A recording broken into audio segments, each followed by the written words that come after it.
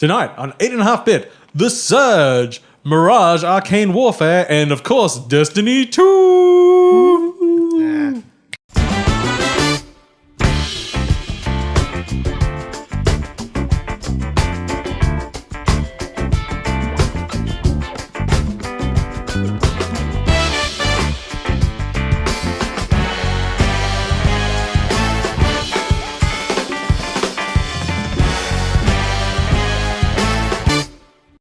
Welcome, friends of all designs, to episode 214 of 8.5-bit, which is going to be the most my sad dog is at my leg because he got spayed and then he's got an infection, so he's got a big cone on his head and he's very sad and he's just pushing against my leg saying, Daddy, why? Why did you take my balls? Yeah. I feel like this is on you for not telling him that, like, lick it once, that's fine. Lick it twice, that's okay. And lick it 3 times, you're playing with yourself. Lick it once, shame on you. Lick it twice, shame on me. Okay.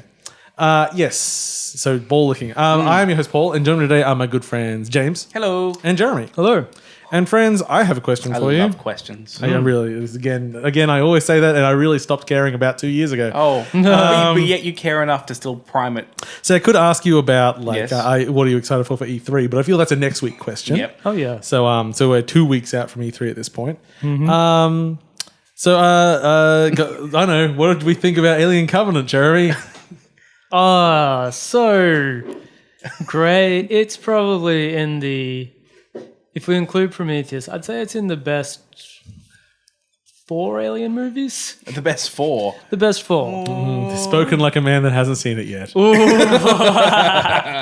I've seen it. So is Paul, but Jeremy, we are that's right. literally making sure this episode ends on time because Jeremy is running out this door to go catch a I session. just can't wait. You're about to go see a movie. Oh, yeah. It is, but don't worry, you've seen most of it before, so you'll be comfortable enough. Okay, that's enough of that. Also, Twin Peaks is out Let's now. go dancing on the peaks. Maybe we'll find something to eat. It needs words. Anyway, How's the first episode? I am so looking forward to the heat. Oh, really? Because you know how I really like Inland Empire? Yeah, and I didn't see it because I knew I'd hate it. Yeah, and most people hate Inland Empire. Yeah. It's quite Inland Empire. Wait, what's Inland Empire? It's a David Lynch film, which Okay, partly it's hated because it's just shot on digifilm, so it looks awful. Yeah. But it's very much just Lynch going full on up his own asshole Lynch. Dream full logic Lynch. and everything. The new Twin Peaks is like if you just took all the weird things Twin Peaks was known for and you just cut out the other stuff, and you also made every scene just glacially paced. But didn't people like the other stuff originally? I'll argue one way or another with that. It's certainly not. People don't remember it for the terrible melodrama, but I mean that was part of the landscape at the time it was out. I always thought Twin Peaks was a mixed bag, so I'm happy that this is kind of doing its own thing. And it was real hard to watch when I didn't realize I was watching 2 episodes back to back.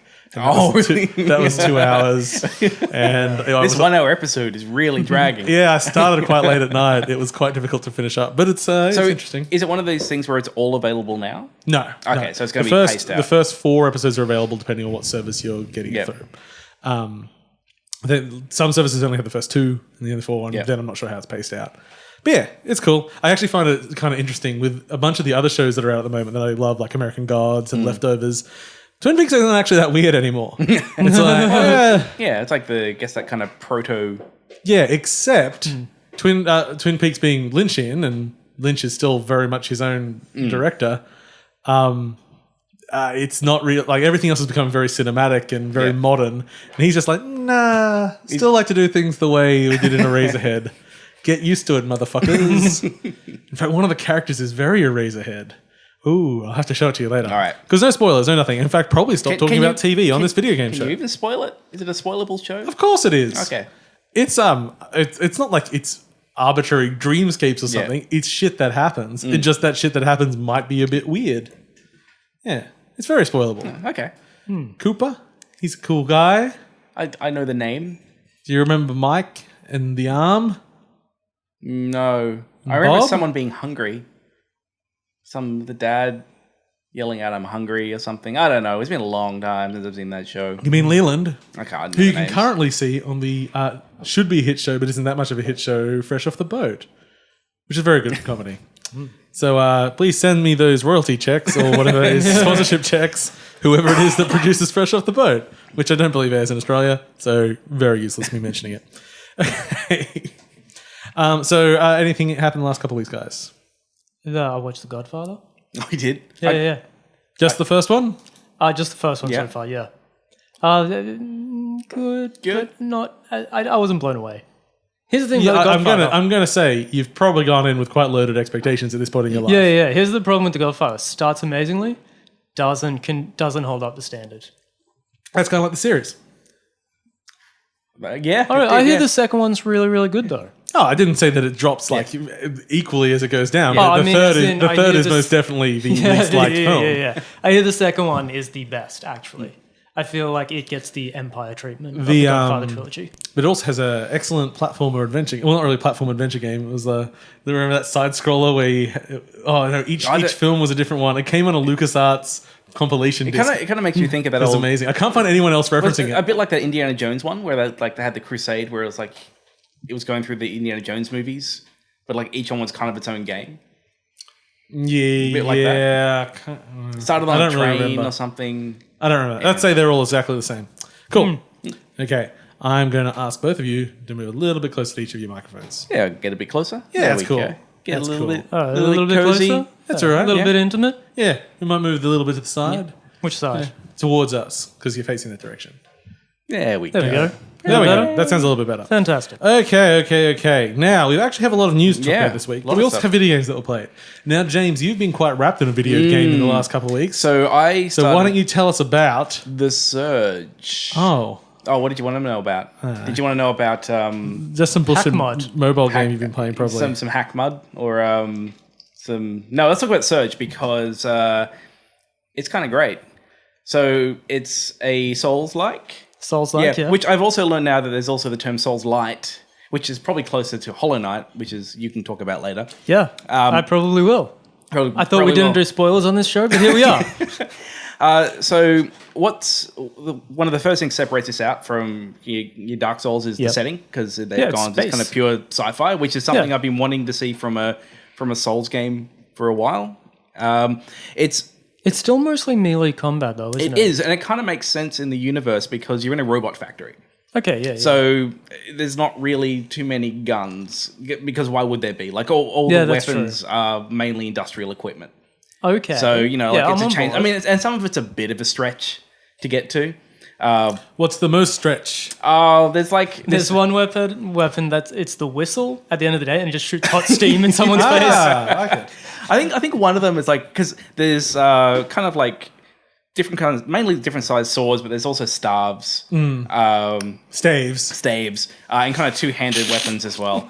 But there's one like they're one of the both fine. special staves is like it's got like this fire thing on the end, and they say it's so you can like use it as like a pointy. Like a fire stick to kind of like burn off things or something like that. I'm like, well, Like I moles? guess. Yeah, well, it's pretty long. It has to be a big mole. Unless it's like a mole animal, in which case, then yes, it's probably well-sized for burning them off things. But it's quite long. Okay. Yeah. So it's generally pretty grounded in kind of how it kind of brings equipment in. But I'd say one of the kind of key places is different than kind of your Souls game. Well, it's More fun with the story, I think. The thing is, Souls games have a tendency to be obtuse. Oh, yeah. Like incredibly obtuse, like from the story to the mechanics of like how the stats work and things like that. Yeah, nothing is explained. No, where in this game, you're pretty sure you know what everything does. Like if you want to know, Are you? Because one of the things that I've seen as a through, now I haven't played, so this is Yeah. why I'm asking you, are you?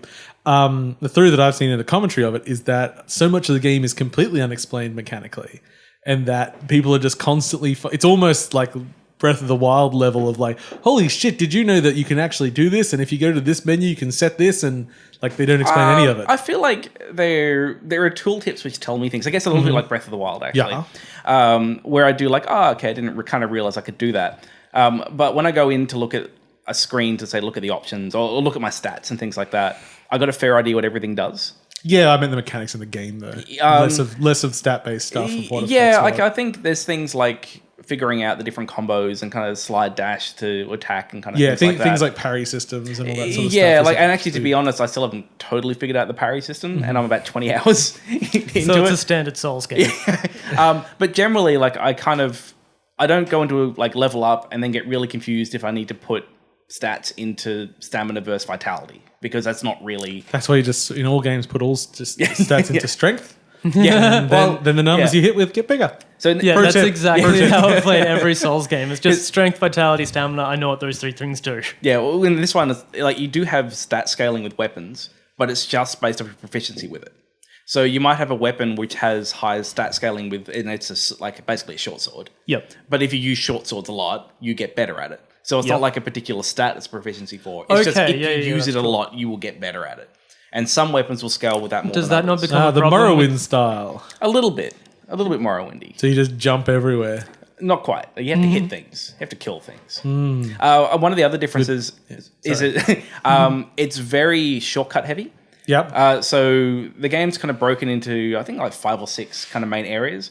In each of these areas, there is exactly one bonfire. And I guess they're not space bonfires. they're called ops. Ops. There's one ops. And there will be shortcuts to get back there.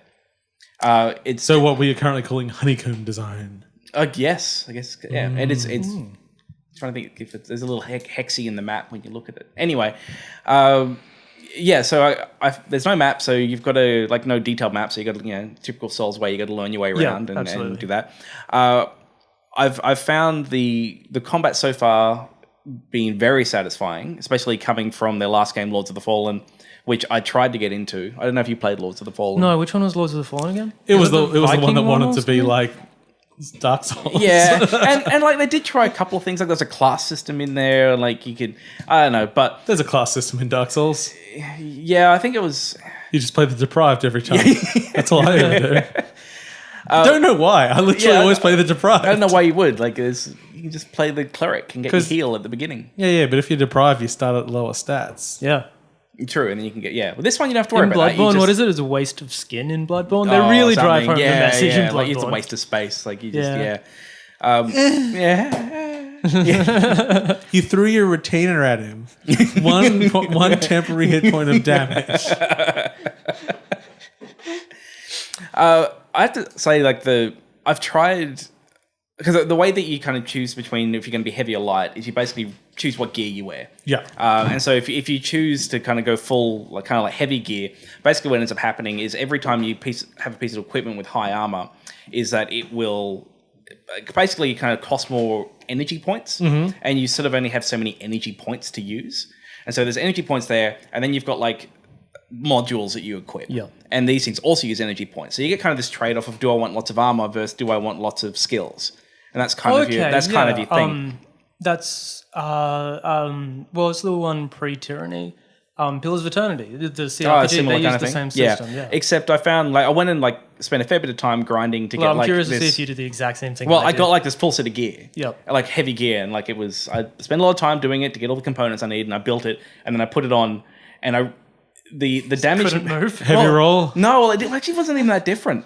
What? Really? Yeah. What do we call it in Souls? I can't remember. It's the chunky fat rolling. Fat rolling. Yeah. Not quite. Like, it kind of felt about the same. All it meant was I didn't have all my damage mitigation from my stupid configuration of skills, where I've really tuned it so I've got so many heals that I can just shrug off most damage anyway. You can wear a lot of shoes. I can wear so many shoes. So many.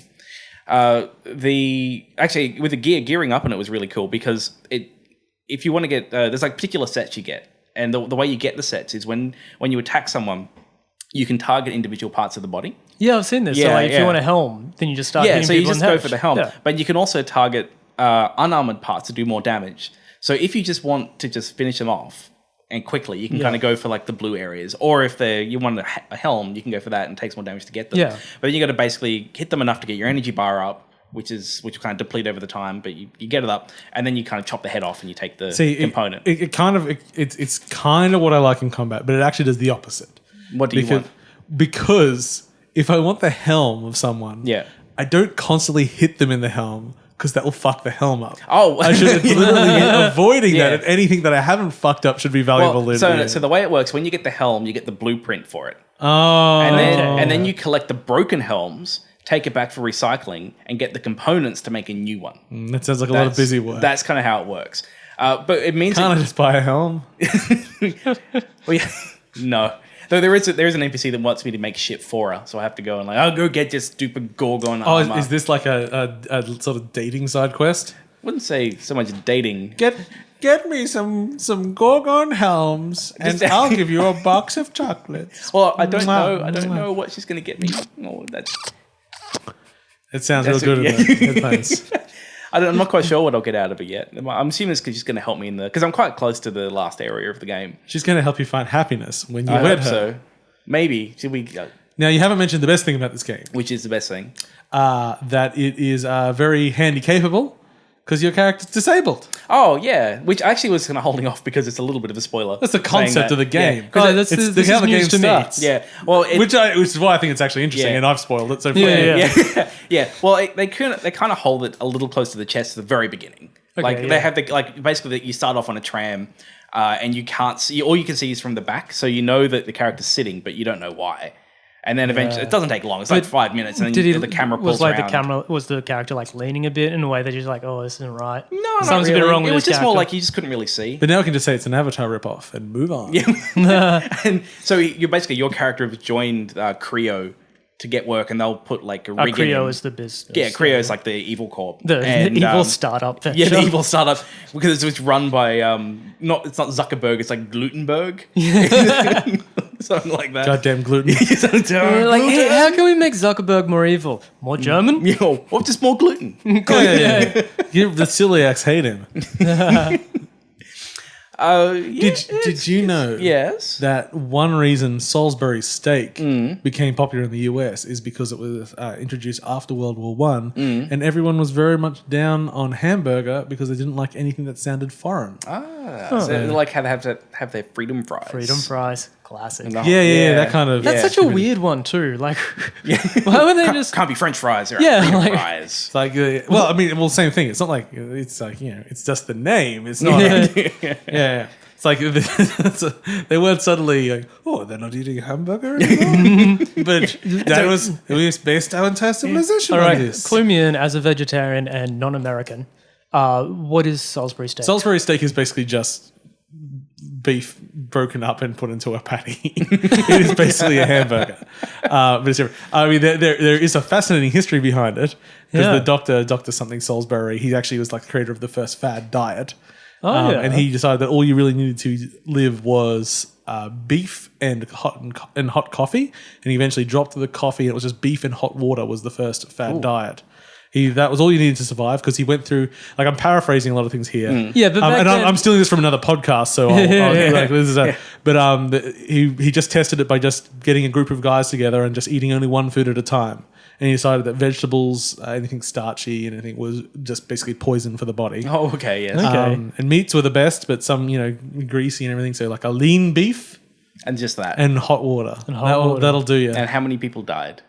Not really. I don't think you you'll were die from saying such a this thing. was right after World War One, right? No. He was doing this before World War One. Oh, okay. Well, but it was fad then through it and everything. And I think the I was Salisbury thinking, steak like, came afterwards. he's So this like- is popularity. He's like looking at like how long someone could live with just eating beef and hot water, and he's looking at like average lifespans, but he's taking into account like the war. I He's think just one like of the everyone's theories dying at 19, and none of them are eating just beef and hot water. I think one of the theories was that why the coffee dropped out was that coffee became harder to get. So does the hot water do just as well. Yeah. Anyway, I'm not a doctor. If you want to find out about that, listen to Sawbones. Oh, it's okay. It's a medical podcast. Oh. Sounds interesting. No, I'd be convinced I had everything on that podcast. No, it's mainly about medical history. So it's more about the fucked up, stupid things we did in the past. It's great. Yeah. It's the McElroy brothers. One of them does it. Yeah, let's talk about other podcasts. Yeah. Yeah. Okay, anything else you want to say about the Surge? I have some more questions. Okay. So you have not just been playing the Surge on your new PlayStation 4 Professional. No, I've been Because you're a professional PlayStation 4 user. Because I started playing it on the PlayStation. It's a PlayStation 4 Professionals. Yeah. And on the PlayStation 4, it runs at a solid 30 frames. Yep. With a lot of pop-in. I notice a lot. So Popping being... as in, you can see the meshes pop in. Okay, yep. As you look at them, because they turn off when the camera's not pointing at them. Yeah. Or they're hidden behind things and things. Anyway, but I picked up a PlayStation 4 Pro, there we go. Yep. This week. It runs at a smooth 60. All the popping problems are basically gone. Yep. And I tested streaming it from my house to work. Oh, that's a good many kilometers, isn't it? I don't know, it's like 12. That's a good many kilometers. This is also assisted by the fact he finally got a router. Yeah, I finally got a router that wasn't shit. And that because he has the best internet out of all of us. But yet when we play online, he's normally the one that can't connect, and he's got a ping of 200, despite the fact he's on fiber optic. It comes through at a clean kind of 1080p at 60 frames a second remotely. Oh, that's incredible. So at work, I can just plug in a controller and remotely turn on my PS4 and just play it. I am living in the future. So what is the stream? What do you actually stream the video to? It's just an it's app on the computer. Okay. I mean, I use it in the house as well. Yeah. Sure. Yeah, works really well. The latency barely noticeable. That is the future. Yeah. I was super impressed. Just like the future is meow. Do you reckon that's like where the future of portable gaming is? No, not in our for a long country, time. but like in a country with good internet. Our wireless internet's fantastic. We've got one of the best in the world. See, I'm kind of. I disagree. I'm just with no information whatsoever. I'm just gonna. That doesn't sound like us. Our 4G network is actually really, really good. Oh, I can buy into the 4G. Our wireless network is better than our wired internet currently. Anyway. And 5G was hitting in I think 2020, and that's just bananas. Oh, man. See, I used to think that streaming was the future of technology, that we'd have like everything running in the cloud, and kind of, but also technology is getting really cheap. Like it's like this kind of race of like what's going to be cheaper, getting like network infrastructure, or these like the technology that runs in a tiny thing is so cheap that doesn't matter. Like why would you bother doing it remotely? Because you have a supercomputer in your so you can offload the physics rendering to the cloud. Oh yeah. Get those good collapses. Which game was that That again? was Crackdown 3. Could still be happening. They still haven't seen. Yeah. They're just going to use the power of the Scorpion instead of the cloud. Yeah. Just to close out Surge. Really good. I think what I like about it compared to Souls is that it's so focused on what it's trying to do. Like it's a Souls game I jump into, and it's got invasion and it's got covenants and it's got all these kind of things, where this one I feel like it's like a 25-hour game. There's no multiplayer. There's a story, and you play through begin to end. And like they're not trying to do anything fancy apart from that. And they execute it really well. I do like the idea that the story is more present. Yeah. That would keep me going against when I get stuck in a Souls game. But is the story actually good? It's passable. Like I wouldn't. Yeah, but is it passable like from a storytelling medium or passable from a video game medium? Look, I'd say it's passable from a storytelling medium. Oh, high praise! Just because like I am genuinely intrigued into what's going on, and it has some themes which I'm interested in, and like I'm curious. Where most plots in video games, I give so few shits, I just ignore it. I can't even tell you the plot of most video games I'm playing. Even the story-driven ones. I grew up playing adventure games, and I still didn't pay attention to the plot. Yeah. Only the moment-to-moment like incidents that's going on, the overall arc, didn't really care about. So what was the plot to Simon the Sorcerer? Simon was stolen by that guy, and he went through a wardrobe. There you go, done. That's pretty much it. I think that was pretty much it. What was the bad guy's name? Like Morgdor or something? I don't know. I think there was a dragon in there somewhere. Can't remember. Like that. Yeah. Yeah. And then RiME, whatever his name is, did the voice. Chris Barry. Yeah. Good stuff. What was the plot to Bioforge? Oh, you were a prisoner who was in desperate need of a fork. That's pretty much it. They need to cross over Bioforge with the Surge. I think that would work quite well. Well, it's close. They're actually kind of melee focused adventure game. Lots of biometrics. Yeah, it's really a spiritual successor. Yeah, it is. It is a spiritual successor to Bioforge. Okay, shall we start jumping into a bit of news, because there's a lot of news. Right? Yeah, the news. Okay, so let's sort of avoid game announcements and just go for newsy stuff. So a while ago we reported that RiME was being released. This is RIME. RiME. Isn't it RYME? No, that's a different game. Okay. That's why I... no. Sorry, I thought when I read the notes it was RYME. No, RiME is different. RiME is sort of like a bit ICO. You're on an island. Tequila Works is developing it. It was, but it was coming out on Switch, which was great. But the Switch was priced more expensive than every other version. to which I call bullshit on. They basically said like, oh, it's more expensive to produce the cartridges. Apparently, I think it's $20 Australian more expensive in this country. And because they can't have non-parity between digital and physical releases, that meant the digital version of this mid-tier game was like $90 Australian. So I told them to just, well, I mean, it wasn't just me. But you people, are solely responsible for this price adjustment. You know, I actually did directly talk to their PR about it. So I wouldn't say I'm responsible, but they did take my feedback on board. I was a bit more polite than saying go fuck yourself, but I was like, I think this is really bad consumer practice. And they came back and they sent me a message directly, which I liked. And then there was also press releases, so it wasn't just for me. Saying that the price will remain on the physical copy of the Switch version.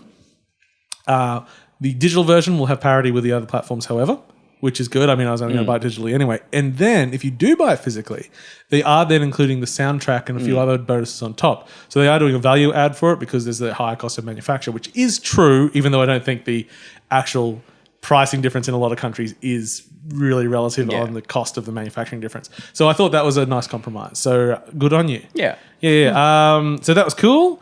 Big news, Square Enix is getting rid of IO Interactive. Yeah, which is the Hitman developer. Yeah, Hitman was one of the best games of last year. I think it was in our top 5 of games. It was of the pretty year high anyway. Last year, I thought it really, really showed how the episodic model could work. They've already been ramping up season 2 and everything.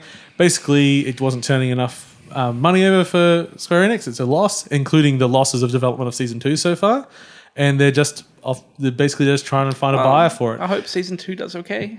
Well, there may not be a season 2 at this point because whether or not the license goes with IO, that's up for. I feel like that if you're going to sell it off and someone's actually going to buy it, you're going to have to take the license with it. Though. Yeah, but we'll see. As far as I've last said, there wasn't actually a response to what was happening with that. Google bought Alchemy Labs. That'll be fun. Get some more VR. Stuff. Yeah. Yes, Alchemy is a workplace simulator. We saw. Let's do it. Assassin's Creed Origins has had more leaks. We mustn't. If I put it on here, we mustn't have spoken before. It's in Egypt. We've had screenshot leak. Don't really have much else. Our Origins is the most meaningless bullshit subtitle you can. But they have terrible subtitles. All of these Assassin's Creed. Syndicate and Unity. Unity. Anyway, Black Flag. Oh yeah. Well, this is the Black Flag developer though. Yeah, people say that, but I always just go, but every Assassin's Creed game is like 6 developers and 2,000 people, and then subcontractors under those 6 developers. And some of them will be Black Flag. Some of them are Black Flag people. It's like, you're technically right, I guess. That's kind of correct. I've probably made this because it's my main point of Assassin's Creed that amazes me. I am always amazed they make a product. Just with that many people. Yeah, how do you get so many teams doing so many different components and you actually make something that's playable at the end of it? Yeah. Because even when they've been buggy releases, they've still been kind of amazing games. Like, everything in it is kind of crazy. But kudos to their producers. Managers. Slave drivers. There's a little bit of off-camera humor. A little bit of in-joke there. Mr. Can't use a term properly. My words mean different things to your words. It's true. Platinum Games Vanquish, as we knew was going to be announced for PC, got announced for PC. Yay. If you buy it now, you can get it and Bayonetta on PC for like 20% off. And I did it because I like those games. But Vanquish isn't out yet. It's out end of this month. It is going to be... I haven't played Vanquish. Vanquish is amazing. Maybe my favorite Platinum game. What was it originally out on? Xbox 360 and probably PS3 as well. Okay, I don't remember it at all, to be honest with you. That's partly why I didn't do so. Well, it was like their own unique IP. And I don't know. I didn't really much of Platinum before that, before Vanquish. Yeah, that's when they were starting to get more mainstream. Yeah. Was Bayonetta not an original IP? Oh, this was like their like. Oh, okay. The first time I heard of Platinum, it was well received. Yeah, and Vanquish is pre-Bayonetta. It's pre-Bayonetta. That's cool. They actually, they're talking about like, there's rumors that they'll have a new IP. Yeah, they said they've got a new IP coming. Yeah. I mean, it's not, so what it is a rumor, but the fact that they're working on new IP is true. Yeah. There's a patch for Mario Kart out, which among other things, removes the Squid Girl's winning gesture because it looked like she was giving people the finger. So, I mean, thanks for that. if you want to order Splatoon 2, there's a special bundle that you can get a Switch in Splatoon 2. But if you've already got a Switch, but you really like the packaging it comes in, if you're in Japan, you can pay $5 and just get the box. Nothing in it. That's that. I should have saved that for the Nintendo section, but man, what the stupidest thing ever. I feel like that would really move. People love collector's editions. People are idiots. Life is Strange 2 has been announced. Cool. With that, they said the first game sold over 3 million copies, which is good. It's a good game. And has anything been said about era or no? They basically said that if they did more games, they would be different characters and a different power. Okay. So we'll see what they do with that. I mean, I think time really, really, really, really worked with gameplay and thematics in that game. So maybe telekinesis or something like that could do a similar thing, but time was kind of like they really hit they really kind of set that. It really works high. with that one. Yeah. I want them to integrate one of those really lame powers, like somebody can just change the temperature of something. Just by a few degrees. Like just go through the B grade X-Men and see which one works. The old Family Guy where Meg gets the ability to grow her fingernails real fast. Really good. South Park has got another release date. It's in October this time, so expect it sometime next year, around February perhaps. I can't believe how many times that game has been delayed. It is... What is it about those things that get them delayed? Well, last time it was because THQ got sold. Yeah. And But what's the excuse this time? I don't know. I mean, it was pretty complete when we were playing it last year. I wouldn't be surprised if it's like Matt and Trey being like, oh, we want it to be better. I could see Trey as a bit of a perfectionist, and I'm fine with that. They could be. Yeah. Red Dead has also been delayed into spring 2018. They had some more screenshots, which look pretty, but also aren't like gameplay, so they are meaningless to me. It's like, yes, we know you can render pretty scenes at the West. Haven't we seen a run of gameplay trailers with almost no gameplay too? Well, there's only been one trailer. Not specifically Red Dead. Oh, that's just life. Yeah. It's like, I mean, we can also go like Far Cry 5 has been announced, and they go, oh, here's the teaser trailer. It's a live action trailer of some people running through grass in the church. A floaty corpse. Yeah. It's like, I don't care. Montana is pretty though, so like, but that's not what it looks like in game. Yeah, it's like they already had announced Far Cry 5 was coming. They put the logo up and they go, oh, here's a teaser trailer, and. Well, other than saying, yes, it was all... I mean, we knew it was going to be based in Montana because people saw them shooting the trailer. Yeah. And they said, hey, they were shooting a live-action trailer for it in Montana. What's his face all over again? With the same jumper in the Konami game. With Mads Mikkelsen in Death Stranding. Yeah. Montana was wearing the same jumper. Yeah, exactly. So we knew that, and then it's just so the full reveal should be on Friday. I actually don't know if that'll be a good idea or not. Like, I don't know how. It'll be fun. It'll probably be fun, but I don't think I like those games, to be honest with you. I like Far Cry. I always get lost in them. I never played the original, which is probably the one that I've liked the most. Far Cry's very different game to the later ones. I think like I played 2 and 3. I got bored of both. I think that they're so well, especially like 3 and 4. They're so close in doing what they do. It sort of comes down to more what setting do you like, and just sort of pick one. Yeah, 3 and 4 were very, very similar. Yeah, 2 is way more systems driven. They just have some systems that I didn't like, and 1 was different. Yeah, shooting aliens, good fun. They also announced a Witcher TV series, which a lot of people were excited by, and I thought was a terrible idea. But wait, is it a Netflix series? I believe so. I believe so. Yes. Oh, okay. I mean, Netflix do some fine things. They also do some terrible things. Weird thing. Has there been a good Netflix original movie yet? Ukja, I'm hoping is very good. But it's not out yet? Well, it's just playing at Cannes. It got booed, but it got booed because it had the Netflix logo, and then they played it for the 7 minutes in the wrong aspect ratio. And then it got a 4-minute standing ovation. Wait, sorry, in what ratio? The wrong aspect ratio. Oh, okay, right. But then it got a 4-minute standing ovation, which you could take as a very good sign, but this is Cannes. So that's like a okay. yeah. They're standing ovate everything. Piano Cat got a 7-minute standing ovation. But that's Bong Joon-ho.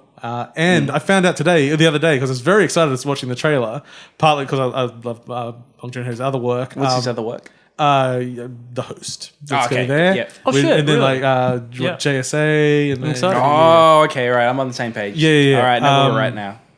Yeah, so I'm watching the trailer and going like, oh, this movie's going to make me a vegetarian. Yeah. That's what it's basically what its main concept is. It's like, hey, look, we've engineered the best meat ever. It also happens to be the world's cutest animal. It's got like Paul Dano and I think Tilda Swinton and a few other people, like good cast. But then they're like doing the credits and like everything's like Bong Joon-ho written. It's like co-credit on screenplay, John Ronson, one of my favorite people. Who's that? He is a journalist who did things like The Man Who Stared at Goats. Oh shit! Okay. Frank. Yeah. You've Been Publicly Shamed. It's really witty, lovely guy. Like does stuff with John Safran sometimes. Okay. Like this is. Oh, that's awesome. Well, yeah, let's hope that one's good. Yeah. Because like they've made okay movies. Like I thought the one Handsome or whatever it was that just came out with Jeff Green or Garland or whatever his actor I name don't is. think I've seen that one. It's a The detective. Ridiculous Six. That was fantastic. I think there's a Brad Pitt one coming. War Machine or something. Oh, is War Machine a Netflix? I think it's a Netflix show. Okay, I There's some didn't know stuff that. going. We do Oh, need no. to do more TV and movies. Did you see they're doing the Venom movie and Tom Hardy is fucking Venom? Oh, really? Oh, I'm so on board. I was like, well, and also it's pitched as no Spider-Man and it's pitched as a horror film. I'm like, Okay. oh god, I'm so sick of all these superhero movies, but yes, I'm interested. Yeah, I think Tom Hardy's my favorite actor in terms of if he's in a movie, I'm like, yeah, I'll watch it. I just think he's that guy. Like ever since I saw Bronson, he just does it for me. He's your Cillian Murphy. Oh, really? You big into Cillian Murphy? Fuck yeah. Oh, god. Oh, I think we like them in different ways, maybe. No. Cillian's piercing eyes can sell me on anything. He's the reason I got myself even desexed. even the Dark Knight Rises. Yeah, it's fine. I actually really like the Dark Knight Rises. I expected you to hate it. Hey, I'm not saying it's I'm not saying it's The Godfather. I'm not saying it's The Host. Ooh, that the host the is movie. good. Although lots of people think we mean that Stephanie Meyer's The Host. That's not the movie. That's a bad movie. That's a different movie. Oh, is that a movie too? I assumed it Yes, was they made a film of it, yes. Speaking of superheroes movies, I did watch the Lego Batman movie. Oh, how was it? For a 90-minute iPhone ad, it's pretty fun. I've seen some good iPhone ads over the days. I heard it was good. I heard it was fun. Yeah, it is really fun. And then that's kind of kind of news? Kind of it. Although I had one bit of E3 news that I thought was interesting. Yeah. In all the people doing press conferences, you got your EA, your Ubisoft, you got your three main players, Microsoft, Sony, and Nintendo. And they've been doing the PC Roadshow for a couple of years, which is cool. Digital Devolver's doing its own little show. They've got a lot of stuff out. Yeah, I was like, Yeah, I can- You guys are going good. Yeah. It's doing killing. I just keep hearing that name. I think they pick up the right games. Like Yeah, probably and true. they're starting to get a bit of cred for it's now reaches the point where if I see Digital Devolver, I'm interested. Like, okay, these guys they publish interesting things. Yeah, absolutely. Yeah, sort of your upper B quality, the sort of lower high end sort of stuff. Yeah, and they don't mind taking risks. On certain things. Yeah, so. like they'll do a Stories Untold, even though it might not be perfect. It's still pretty interesting. Yeah. Okay, let's talk about some other games. So I got very excited. What about? We had a beta 2 weeks ago now for Mirage Arcane Warfare, which is the follow-up to Chivalry Medieval Warfare, which was one of my favorite online games focused on melee combat. It eventually sort of became a bit of a problem to play, mainly because of people that were using like basic sort of physics exploits to play, and not even broken ones. Some of the dragging is like sort of when you spin, you also move the mouse in a way that you get a wider arc and a stronger hit from the way you're moving. You played a lot of this game, didn't you? Yeah. And it just sort of meant that most of the battles was everyone spinning. And if you didn't know how to do it, you were just instantly fucked. And so it sort of fell apart. But still, especially when it first started, amazing duels. And then you had the big sort of modes where you would one team would be sieging a castle, the other one defending it, and it felt really, really impactful, really, really good. So this was their follow-up where they've gone into Arabian Nights territory, which ticks a box for me. very Big box for me. untapped. And so basically you've got two sides which are the same, but one is themed as jinn and one is themed as humans. Which did not work for me at first, because I don't know if you had this problem, James. For the first few hours I was playing this game, there were no skin textures. When I opened it up, I had that same problem I with did the not have gin. that I think it problem. was. They were like blue or something. Yeah, the jinn are lots of multicolors. Okay, but they're maybe blue. that makes sense. But there's a difference between being like the unskinned blue, because it's basically humans were unskinned pink, and jinn were unskinned blue. And even when you went change their skin, it didn't really change anything in the skin tone. Oh no, that definitely happened to me. then. And I'm like, why when I pick like a light skin, why is the blue the same? But actually, that takes me to a really interesting aside, which I thought this was like people could debate either way on this. So sort of you choose like there's sort of like Eastern, Western, and I suppose sort of African sides that you're going with when you're picking your skin colors. And so when I was changing it, when it wasn't actually changing the skin tones, what it did change was the facial structures. Okay. Which I thought was actually correct. So hold on. So can we just stop this for a second? So the characters you're playing were all pink and all blue. Yes. And they weren't meant to be that color. No. Okay, I just thought that was the art style. It is to a degree. It, like they still do have those strong primary colors to them, but they actually like my warrior when I'm playing the human side is a big black man. See, the thing is, even with that bug, I still thought it looked all right. I thought it lacked a certain texture. It was straight up texture. Like everything was too flat shaded for me. I think it says something that it was still flavor. It's just the style of the game. Okay, I can go with this. I don't think it looks that great, but sure. But it looks better once you. In fact, I have to say the customization options are fantastic in it because it does sort of. It basically lets you go down and. After each round, you'll unlock gear. Yeah. To take a step back a bit, though, like the game is somewhat class-based, right? Yeah, we'll get back to that. And so with the customization, you say this is my, fighter character or whatever. And he's got this mustache and this hairstyle. Yeah, exactly. So not only are you customizing per character, you're customizing per character per race. Okay. So even though it's the exact same class on either side, you can say, okay, well, when I play my carpet flying guy, kind of let's call him a genie. When I play him when he's Jin, he's just like this big bubbly giant mustache guy and everything. And when I play him, he's like super serious and like bald and like a monk and everything. But you don't unlock characters. You don't unlock characters. All the characters are just there. Yeah, which is good. So there's lots of customization options, and you can make yourself look quite unique. And it looks once the textures start looking properly, it looks very nice. But yeah, it means that you can constantly be getting something to feed you, and you can get rare gear, and you get your weapons as well. Like I got some giant hammer that had a skull on the end of it. I'm like, I'm going to hit people with this. Wait, how is the gear per match, or do you keep the gear? You keep the gear. Okay. So, but that said, I don't believe there's any stats attached to any gear. I think it's all purely aesthetic, which is fine by me. Yeah, but isn't there's different abilities depending on your weapon? Yes. So, no, not on the weapon. So basically, when you go into a match and basically every mode is team based. You can't. There is a free for all, I think, but I never played it. It's not interested. So you select a class. Yep. Then there's a choice of 2 weapons. So you can choose between those 2, and then there are 3 slots for a power, and each of those slots can have one of 2 abilities in there. So whilst you can customize only to a certain degree, I don't know if there's any plans to add more. That sort of a little bit MOBA-ish in doing those picks at the beginning, and you can change during match. Okay, that's cool. Which is good. So, I mean, so I think the best mode to play at the moment is just team battles 3 versus 3. So just single death rounds. It's like winner best of 5 wins, that sort of thing. Okay. So and they had 2 maps on play which work both perfectly. One was a corridor. One was like stairs on either end that you start at, and then you can run down a corridor and fight each other. And the other one was then the exact opposite, a big wheel space on the top of a tower which you could kick people off. So the 2 opposite things, one very enclosed, one very, very open. So I was playing a defensive class because it's good, it's good to have when you got a team-based thing. And one of my things was I could drop down basically a bubble shield.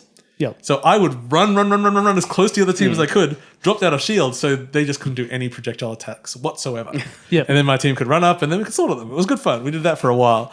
So it means that, doing defensive works. The only thing that you don't really get any points for defensive maneuvers. So sometimes I could be like, I'm doing a lot of work, but I'm not really getting Where's my recognition? I saw some footage of it, and it seems you get points for kills and for assists on kills. Yeah, you do get assists. Are all your points based on just doing damage then?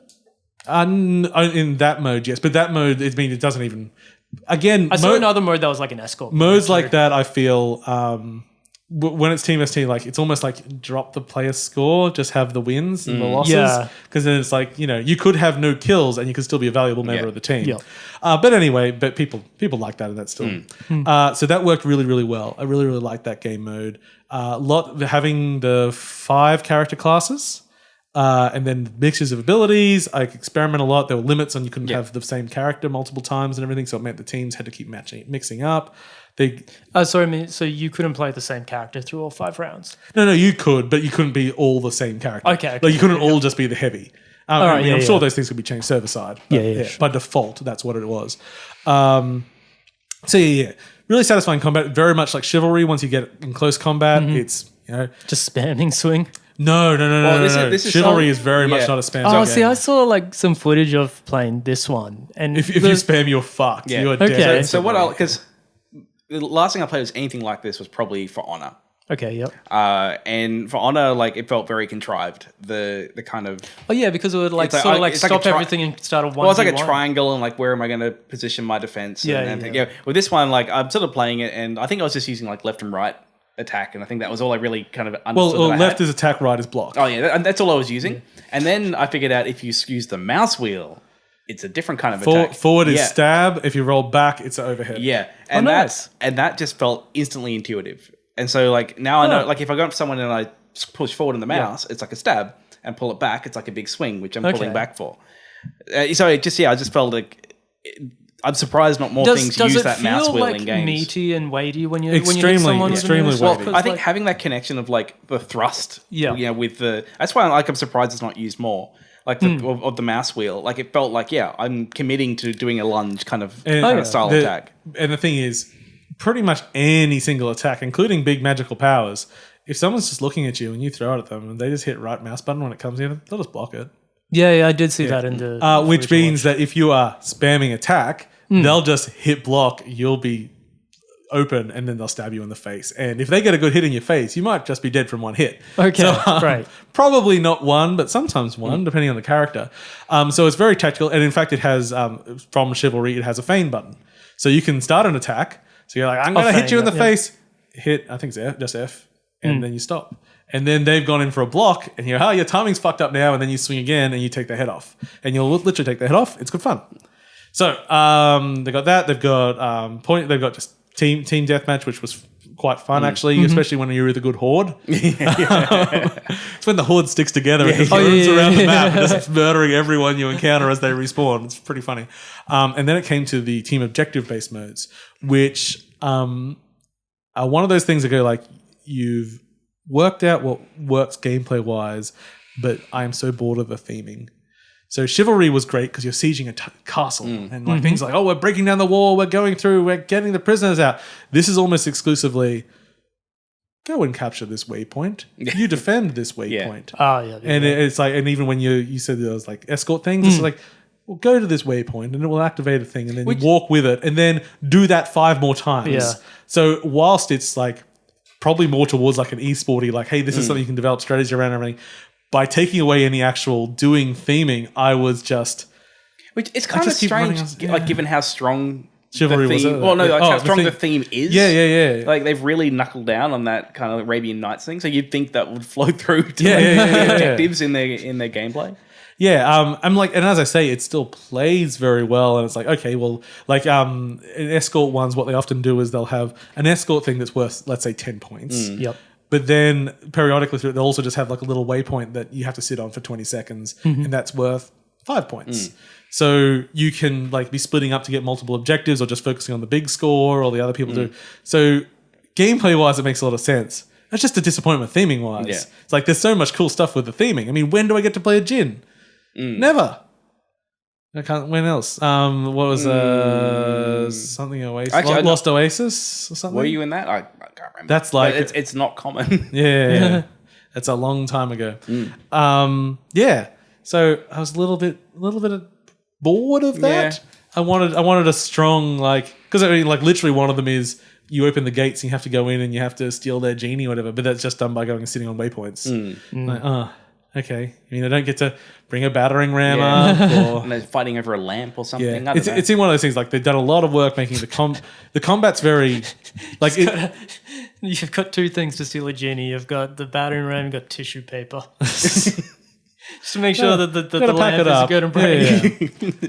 It's I would just say that they spent a lot of time making the combat work and giving a lot more opportunities by having all the powers. Like even your most powerful attack isn't going to win you a fight. You've got to use it at the right time. But if you're a weaker player that's not too good at the combat, if you hang back in a team fight and you just like, I'm gonna lob fireballs at them while they're fighting someone, you're gonna get quite a few kills by doing that. I found Chivalry a bit intimidating. Yeah, it can be.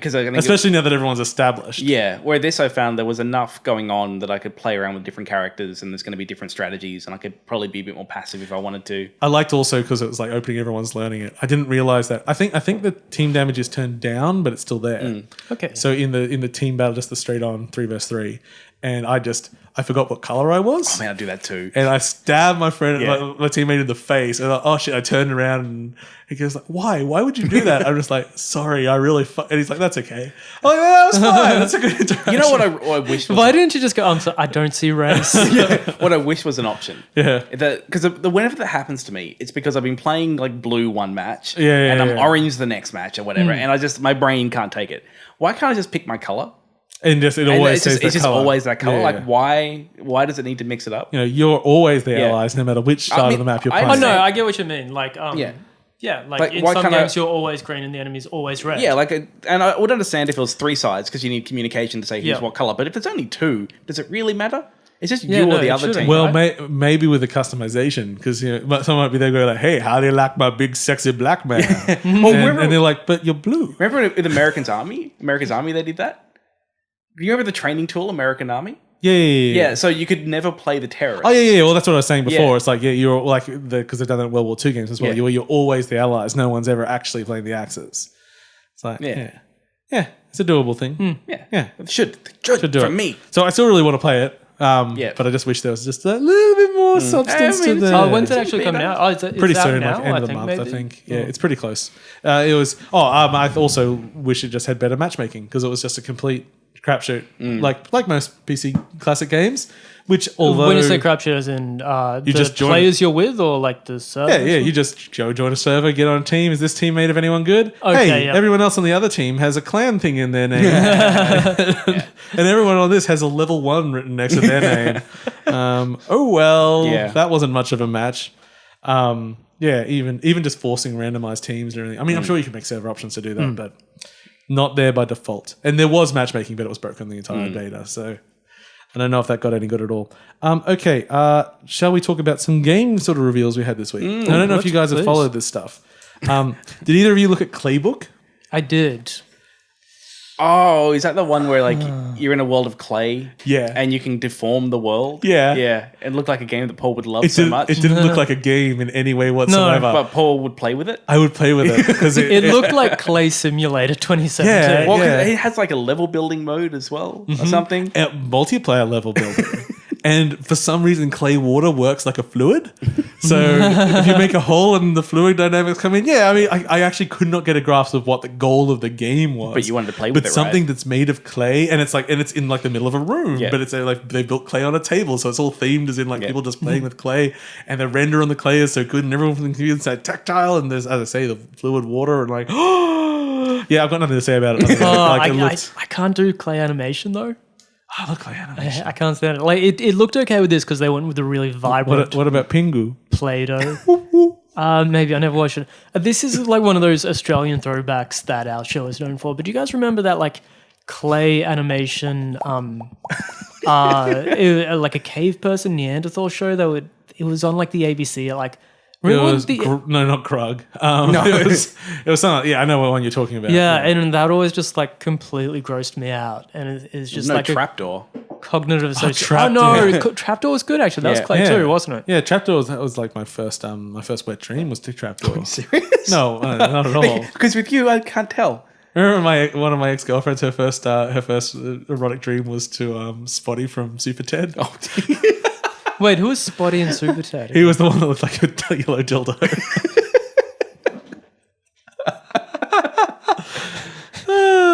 What? But not Bonesy.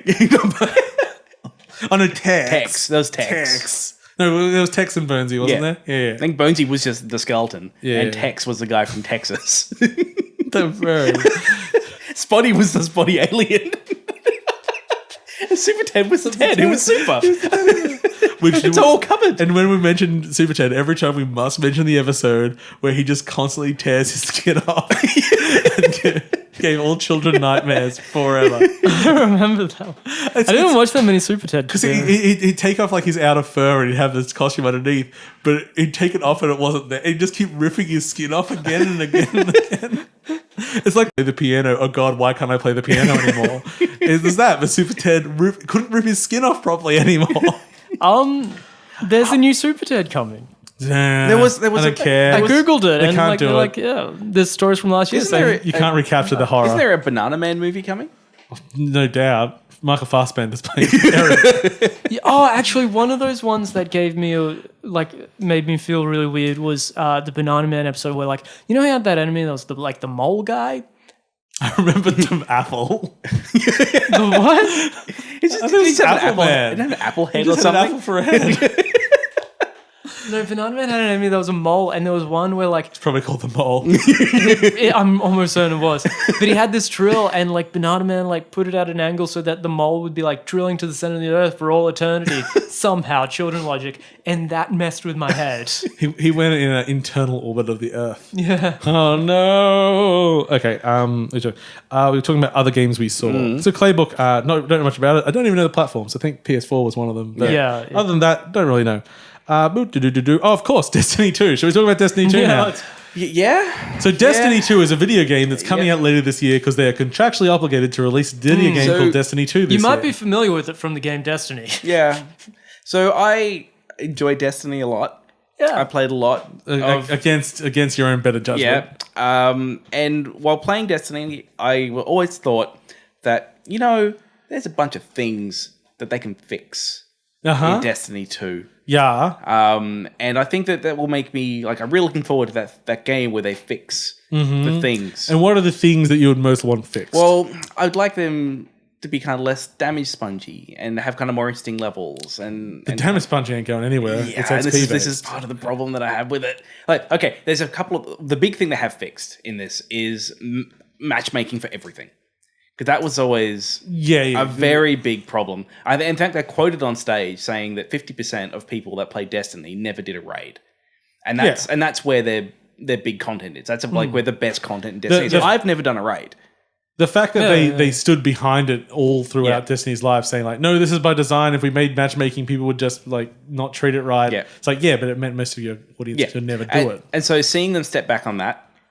That was really That's good. So just to be clear, as someone who's always just avoided Destiny, you couldn't do a raid unless you were with randoms. No, you couldn't do it with randoms. With randoms, yeah. You had to come with people already prepared. I think what they're doing is quite good. So they have this thing now when you want to go do a raid, the group can basically put out a call for help. Yeah, that's cool. So the idea is that if you're not in a clan and you want to do a raid, you can just go, look, I just want to join a random group. Yeah. And they will guide you through it. So they're already going in with the mindset of we're getting in a random. We know we might need to help them to get them through. Yep. And so they're kind of it's priming it in a way that hopefully there won't be a jackass when I come in and I have no idea what I'm doing. I think that they've actually found this kind of nice middle ground of, that's cool. What they were trying to do with the Destiny one. Because I remember back in my WoW days, picking up randoms from Molten Core was a nightmare. Yeah. Well, this one, hopefully it's, by framing it as a guided, it's kind of cool. Another thing is they knocked the 6v6 down in PvP to 4v4. Which is a weird choice. Which is weird, but after playing a lot of Halo 5, where they did that, it was 4v4 for the game modes. I actually kind of preferred it. But sure. It's one of those things where it's not wrong, it's just weird. Yeah, my problem with that is the fewer players you have, the more one player can just decide the game on their own. Kind of, yeah. But I think carrying becomes in Halo so it was easy. it kind of worked. I don't know, yeah, sure. I have no strong opinion one way or the other. Look, okay, my big thing with Destiny 2 is that Destiny is an MMO which they just refuse to call an MMO.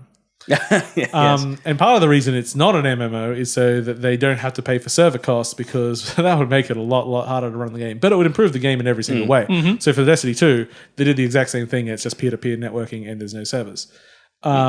Which means that, because you weren't involved in the high end of Destiny play, but those that were, people literally had lag buttons they'd set up, because whoever had the lag had the benefit, because they could drop out, turn their ping up, Well, basically with or they could DDoS their enemies and stuff like that, and that would have an effect on them. Unlike if there was an actual server, and that would, unless they could take down the entire goddamn dedicated server, it just sort of like, oh, okay. And considering these were already existing strategies, and they're using the exact same networking that they were using last time, and now it's going to be on PC. Oh, yeah. Well, that was the kind of big. So for the casual players, I don't think it's going to affect the casual players too much. Oh, toast. Little sore puppy hurt himself. Yeah. Yeah. So I think on the high end, that's just going to be rampant on the PC, and and they never fixed it on the console. They always said they were working on it. Luckily, I think that's just they just say that. Luckily, me not being one of them players, I'm totally okay. Yeah. You are just cash fan. I am. I'm a filthy casual. Yeah. Okay, so let's go through a little bit of news for it. Really, we shouldn't have done this in the middle of other things. I mean, the big one is the Blizzard launch through PC. Well, that's right? the funny thing. So I've written here that it is being distributed on Blizzard app, which is incorrect because every single announcement calls it Battle.net, which got retired as a name about 2 months ago. Yeah, and this is probably why. Yeah. Well, maybe it makes more sense to be on Battle.net than it does on Blizzard app. So I don't know what it's going to be like. So my pet theory is that maybe it's not on Blizzard app. Maybe Battle.net is being rebranded as Activision's system, still using basically the Blizzard app backend and everything. But Activision's thing is going to be Battle.net because it's a more generic That's name. a wonderful theory, but like there are already ads for Destiny on the Blizzard app. They're still owned by the same thing. Maybe they'll rebrand Battle.net as a separate thing because, well, how many things can Activision throw on Blizzard app until it's no longer Blizzard app? Well, that was a concern. Yeah. Because for me, I mean, Blizzard is a pretty special brand. I mean, take it or leave it for what you think about Blizzard. They have a very strong voice of what they do. Yes. And having a non-Blizzard game come into that ecosystem is Will we get concerning. Destiny Heroes of the Storm characters? Maybe. See, I actually didn't think it doesn't necessarily hurt their lineup. I think Destiny is kind of Blizzard-y, not in its visual design, but everything else is sort of like it doesn't compete in any way with Overwatch. And it's basically Diablo, the first-person shooter, which they don't have one of those, which there aren't really that many anyway. So it's like, it actually does kind of fit. I thought it was funny, the amount of people that said, well, I mean, it's good it's not on Steam. I like Battle.net way more. Battle.net always works so much better for me than Steam. It's like, well, yeah, there's 6 things on Battle.net. Well, the interesting thing that someone raised about the Battle.net thing was if you will be able to buy it with Battle.net credit, which you can earn by playing WoW. Oh, do you get Battle.net credit from WoW now? So there was a huge... I know you could buy time tokens. Yeah, so you can... The way they got around the gold farming thing in WoW was with the time tokens, which you could buy with your real money, and then sell them in the game for gold. Okay, yeah. Yeah, which means that you can... And then you can trade that back for WoW, for Blizzard credit. You can trade the gold for Blizzard credit. I think the way it works is you can trade back the game subscription time for credit. Okay, because I think that's how it when works. I was playing the last expansion, I definitely bought game time with in-game currency. Yeah, so I think it's how it works, but I could be totally wrong. There is some method to get Battle.net credit back out of WoW. So potentially you could play enough WoW to earn the gold to buy the tokens. What a worthwhile thing to do with your life. Yeah, but here's the thing, WoW is just work anyway. But I was thinking like that there are going to be a bunch of people that don't want to go drop the $60 on like that will think, well, I can just go play a whole bunch of WoW and I'll get it eventually in 6 months once I've been playing. True. Like I would not be surprised if there was some WoW bump. If that particular you'll see the trade loop chat is will there. be full of people be like, want Destiny 2 now? Well, there was a huge... But then they got to buy all them gestures. And still spend up real world money. Yeah. I mean, the tone of Destiny 2 seemed kind of a bit closer to Taken King, which I liked. Oh yeah, the Nathan Fillion tone. The Nathan Fillion tone, which I would also like to point out that the marketing company is different to the game. So whether or not that's a reflection of the game or not, we don't know. A grain of salt. Grain of yeah, I think it's a game of throat. A game of throat. Anyway, so in other kind of disappointing news, the game will run 30 frames per second capped on Xbox One and PS4. Even on my PlayStation Pro. Even on the PlayStation Pro, and they have not confirmed, but they've hinted that it will also be capped on the Scorpion, but Microsoft had basically said like that's not up to us. That's them if they're just put the extra frames in the cloud. on PC. However, it's uncapped. Yeah. So if you want a game that runs at a modern frame rate, you Which can do that. I do. Well, I kind of do with first-person shooter, frankly. I mean, I actually don't get too hyped up on frame rate most of the time, but hey, if I got a choice in a first-person shooter, I'll go for 60. Well, I mean, even like with the Surge, when I went from 30 to 60, like especially in any kind of twitchy game, like, it makes a massive difference. Oh yeah. Hey, I watched like they had a gameplay trailer for Destiny 2, which I counted. I think it had 8 seconds of gameplay. They still maintain it's more than there was in the World War II COD. Well, gameplay. But it wasn't called a gameplay trailer. It was a reveal trailer that had gameplay footage. Oh, really? Yeah, this was specifically called a gameplay trailer, and there was 8 seconds in which there. you could then go watch. There was like a 2-hour talk where there was a lot of gameplay in it. Yeah, like, and they've released gameplay now. I watched some of the gameplay. I'm like, it looks fine. Yeah, it's more Destiny, and I really enjoyed Destiny. I mean, if they can bring down that barrier on me playing the end game content, I'd probably play more of the end game content. Maybe. You can do that and I'll play something better. Yeah. Nothing else really to say with that at the moment. We'll see how it comes out. I think it's September it's out. Yeah, and the PC's got a different the trailer launch date. Look good to me. Like, as someone who, like, because a lot of the complaint is like, it's just Destiny 1.5. Yeah. Or Destiny 2.0, or like it's not really a sequel, but like because it's entirely new to me, it's appealing. It looks good. Well, I think it's got more personality than Destiny did. I think for me that was before Taken King. That was disappointing to see. But I mean, that, like, even the 8 seconds of like gunplay, I'm like, it looked like the gunplay like meaty shots. Unfortunately, they're meaty shots that just take down the health bar a little bit, and then the reason I put hundreds of hours into Destiny was because the gunplay is amazing. Yeah, like Bungie know how to do gunplay. It's just everything around it is a bit sketchy. They're not doing Grimoire cards. Oh, good. They're going to put their lore in the game this time. They say they are. There was no lore in the original game. You unlocked cards, which you then had to go to another website to read what was on the cards. Oh, okay. Yeah. That's how you found out what the story was. A misstep. Yeah, well, I mean, that game was rewritten like a month before it came out anyway, so. Okay. So other things. We saw a bunch of stuff on there was a Nintendo Direct. We saw stuff on ARMS and Splatoon again. ARMS is starting to look way more interesting than I thought it did, partly because really, really interesting environments. And I heard a lot of people are likening it more to something like Power Stone, where it's about positioning and about using abilities more than it is combos and things like that. I'm like, that's far more my ballpark. Yeah. They're also doing a ARMS, what they're calling a test punch. Yes. Which isn't a thing, Nintendo. It is now, damn it. So this weekend and the weekend following, if you have a Switch, you can download the ARMS test punch. And for very select times, because they don't do the whole weekend, they just do like 5 sessions over the weekend. Keep an eye on Twitter. And, you can just write down the times beforehand. You can get on and you can play some ARMS, both single player and 2-player. Yeah. That game's actually, I'm starting to get into it, which is surprising because I thought it would just be something I would play at someone else's house. I think Nintendo is actually pacing their content pretty well.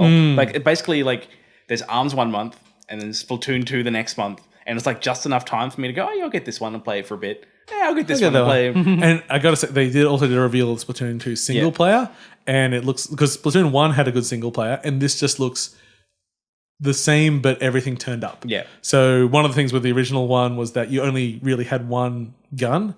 And if you wanted to play through the levels with the other 2 gun options, you had to use amiibos to unlock them, which was bullshit. Yeah, well, I felt this is way more like challenge based and having different weapons. Yeah, I felt like in the first one it was a little bit of an afterthought. It was a good afterthought.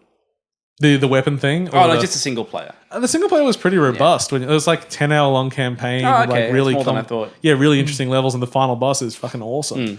But this just looks even better. Yeah, I actually think Splatoon 2, even though I was kind of down on it from the beta, I think that there is now enough I can see in there. I think the addition of the Horde mode, Horde mode and the single player, it looks really good. All right, well, here's a question for you guys. Does the fact that Splatoon 2 looks like it's going to work, even though it's only a slight removal from the original Splatoon, bode well for Destiny 2? Destiny 2 is going to do amazing. Destiny 2 is going to be fine. No, but I mean, do you think it will be good? Destiny 2. But I know you won't. No, look, like I'm down Destiny because it is not the kind of game I like. I do not like loot based. No, I mean it's just like we look at Destiny 2 and it doesn't seem like a full blown sequel. The distance between 1 and Destiny 2. No. Destiny but 2 it seems like very similar to Splatoon 1 and 2 in terms of the distance between the games. I'd say Destiny 2 has a bigger difference. Okay, Destiny 2 is not held back by last generation consoles. Yep. They have bumped up the visuals significantly with that. They haven't necessarily added, from what we've seen, and I'm sure there will be some stuff, a bunch of new like enemies and everything. But what they have done with them is add a lot of variety to the gunplay from what I've seen. Okay. That's interesting. And also, I mean, the primary thing is just new areas, and everything is new. And hopefully there's more than 4 enemies. That would be nice. Yes, that would be a nice change. Yeah, and Splatoon 2, whilst it's iterative in its base gameplay, well, at the moment, entirely new single player, entirely new modes, and I'm sure they'll have remixes of the original maps, but mostly just completely new maps and multiplayer. I mean, you can have iterative games, and whilst I might call it Splatoon Plus, that's good. I think they've got enough in there that I'd say, I can say it's a full blown title. See, I feel like Destiny 2 is only Destiny 2 because they kind of dropped the ball with Destiny 1. And they also because they're contractually obligated to release games. But they want to. I get what you mean. But I feel like this is because the plan was always going to be you've got your character and it's going to go between the games and that kind of stuff. Yep. But this one, it's like no, we're going to reset. You've been cut off from the Traveler or whatever, and like you're going to start again. And it's sort of like this kind of reboot of how it works. Okay. So I think all the Destinies are going to be like that. I don't think their original plan of like you're going to go on an epic journey over 5 games to do this. You can bring your appearance across. Yeah. Yeah, but Yeah.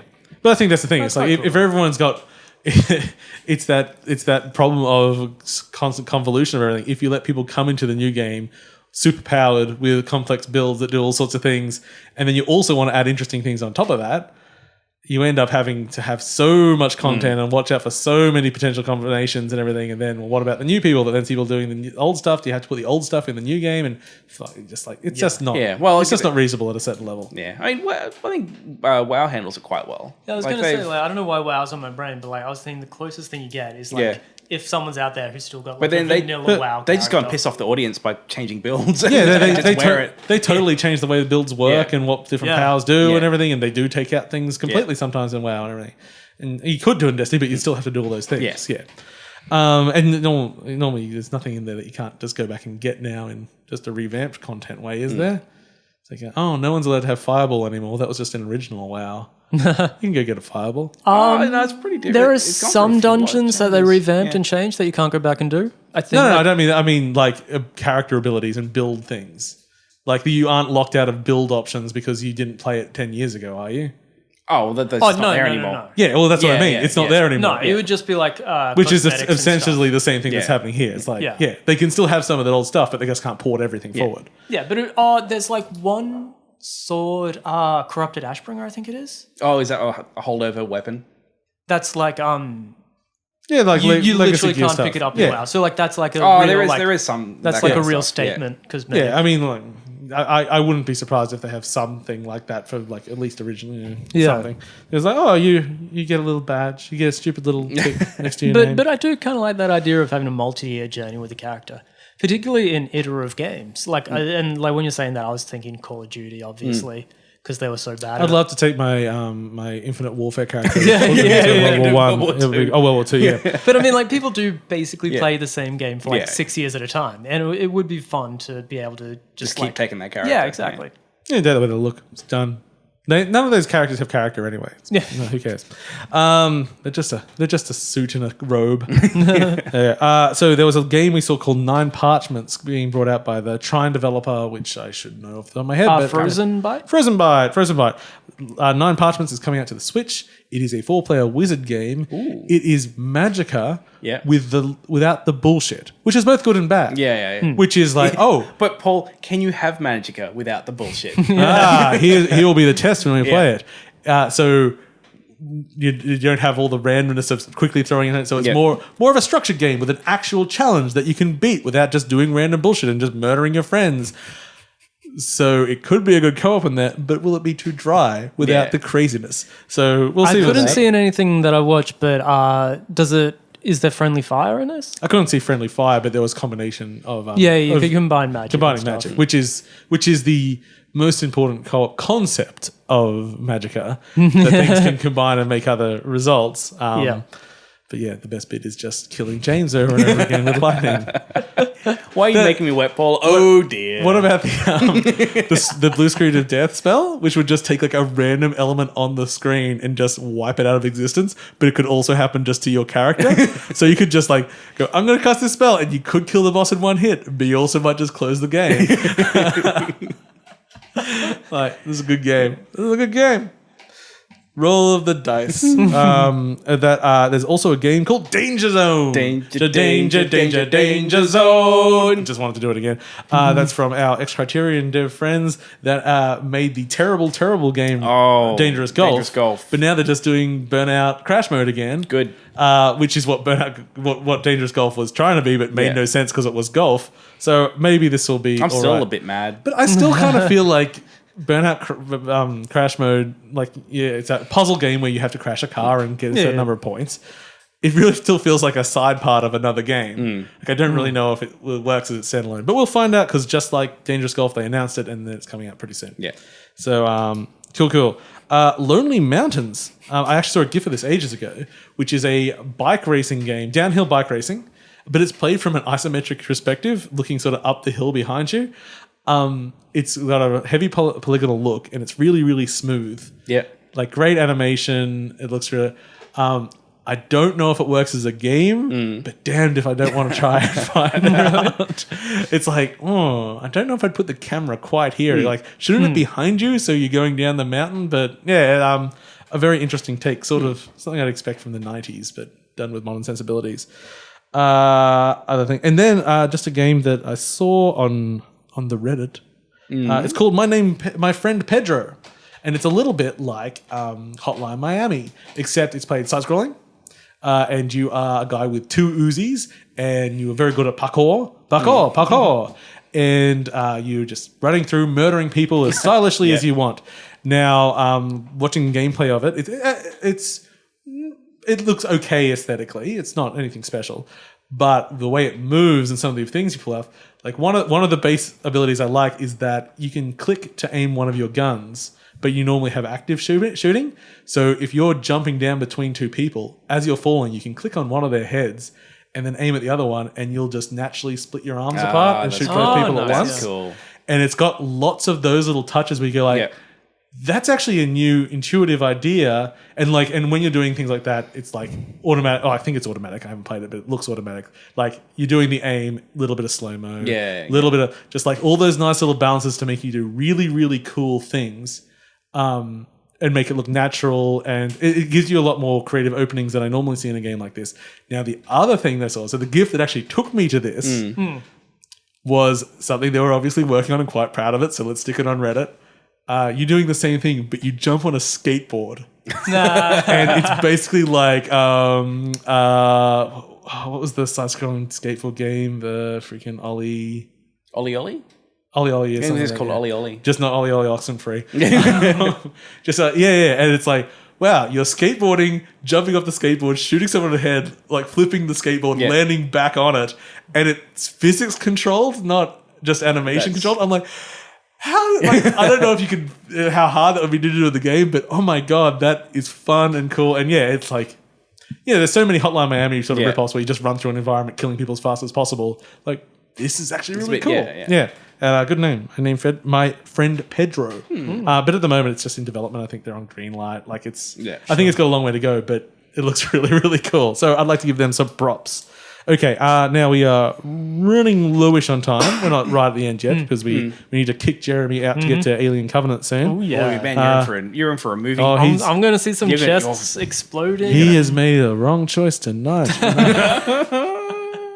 Or the greatest choice. All right, well, let's hot take. Let's hot take. Hot takes. Hot takes. Okay. I'll just hot take my game of the week. Yeah. Let's all quickly hot take the full version of Strafe. Or Strafe, sorry. Strafe. Strafe is a different game. Strafe is what I keep Googling whenever I try to figure out what it's called. So Strafe, full version's out. Have we been playing it much? A little bit. Just give me a time. I don't know, 20 minutes. I probably played 8 minutes of it since the release. Why 20? Because other games I've been playing, and also I still don't really like it. I'm just not good enough at it. Okay, I've been playing it a little bit. I also think it's not as good as I first hoped it was. Though my problem is, one thing, the randomization, I keep seeing the same chunks over and over again. Yep. So I'm like, well, okay, it's not that. It would have been better if it was just level. 2, why is there reloading in this game? None of the games it's emulating have reloading. Yeah. Oh, and by it the way, slows the combat down so much. And sure, you can shorten it with the right gun upgrades and everything, but I'm like, it just slows me down all the time. we were talking like when we played the beta or whatever. The tutorial? Yeah, that you can whether you could auto reload, and it doesn't have auto reload, but it has like clip to reload with an empty clip. So I found like if I was using the submachine gun, that didn't bother me at all. But the shotgun, so many times I would lose track of the count because, you know, in Doom, if I'm using the shotgun, this isn't a problem. Yeah. So I would be caught without any bullets. I also didn't understand how a lot of the power-ups worked. Like, you find little things in the crates and... They're not very well communicated. You do just experiment with it. I mean, that's a roguelike element of it, but I mean, it could be that feedback needs to be there. Yeah. It's a real crapshoot of whether you get a good run or not. Yeah. Which is a roguelike thing, but there's no real between-run progression. And that hurts it. If someone's struggling with it and having a bad time, they're not going to start having a good time just by playing it a little bit more. The tutorial is really, really good though. Well, when I say play it for 20 minutes... Oh, so the tutorial is around now? 10 minutes of that was the tutorial, and the tutorial is very good. Yeah. Okay, cool. I'll go back to the tutorial. All the video work and production stuff in it, and like, did you see the trailer for Strafe the movie? Yeah, it was brilliant. Everything to do with the game is great. And I still think the game is good, but they still haven't got the balance right. Which one's real. Oh, God damn. Go and watch the fake trailer for Strafe the movie. It's definitely worth it. Even if the game it suffers a bit from that.